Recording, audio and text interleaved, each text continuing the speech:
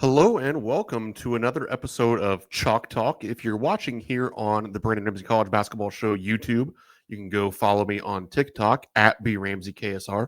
And if you're watching here on TikTok, you can go follow the Brandon Ramsey College Basketball Show, like, comment, subscribe on the YouTube channel. So, what I want to break down today is a little bit of Kentucky's Peja action. Obviously, we're going to define Peja action, talk about what it is, then show a handful of clips from throughout Kentucky's season. And I primarily want to do this because of an after timeout set that Coach Pope ran against Mississippi State.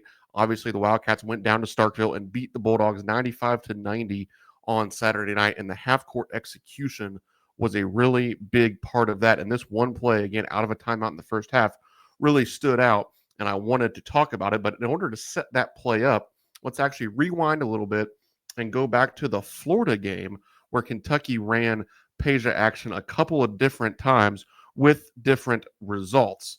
And here is really a textbook Peja action, and we'll set it up here with some descriptions. First and foremost, you have a back screen that is set. Obviously, here you can see Kobe Bray is going to come off towards the basket off of Travis Perry's back screen.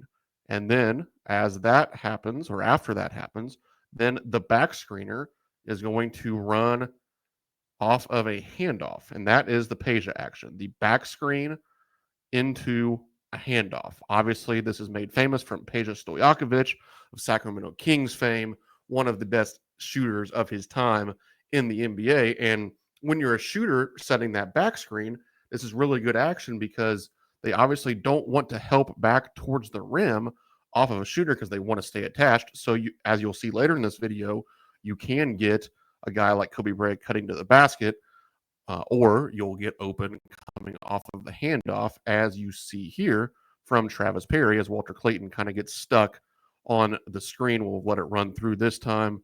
Back screen into a handoff. Travis Perry knocks it home. Now here, Kentucky runs the exact same action later in the game. Florida actually covers it up a little bit this time. Again, we have the back screen for Travis Perry. Kobe Bryant coming off. They stay a little bit more attached, but they still go up through. Like Travis Perry probably should shoot this ball when his man goes underneath or up through the handoff, but he ends up turning it down. Kentucky just flows right into action. You can also see that coming out of the back screen that Kentucky gets into a little exit screen action coming off into the corner here, but they just flow into some more offense here. Kobe Bryant ends up making a tough three here in the second half against Florida. But now we're into the clip that I really wanted to showcase in this video breakdown. You see them get to Peja action again, this time with Jackson Robinson setting the back screen for Lamont Butler, obviously setting up Jackson Robinson to come off of the Amari Williams handoff. But what makes this effective, obviously, that was just a week ago when Kentucky executed those Peja action sets against Florida. So this is a play that's been scouted throughout the year. Mississippi State knows it is in Coach Pope's playbook. So they decide to switch the back screen, and they're kind of overplaying here on the top side with number 12 Hubbard switched on to Jackson Robinson.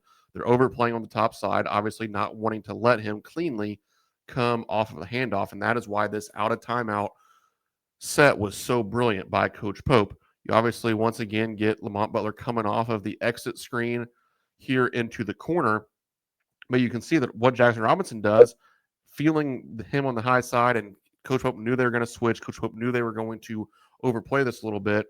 So now the counter is to just back cut it and essentially follow on Butler's butt right to the rim. Amari Williams delivers a great pass, and you lay it in. Now here, going back even further in the season, just to reiterate how much success Kentucky's had off of this same Peja series throughout the season. This goes back to the Georgia State game. This time they actually do get the layup off of the back screen. Lamont Butler sets it for Jackson Robinson, curling to the hoop. You can see it in action here.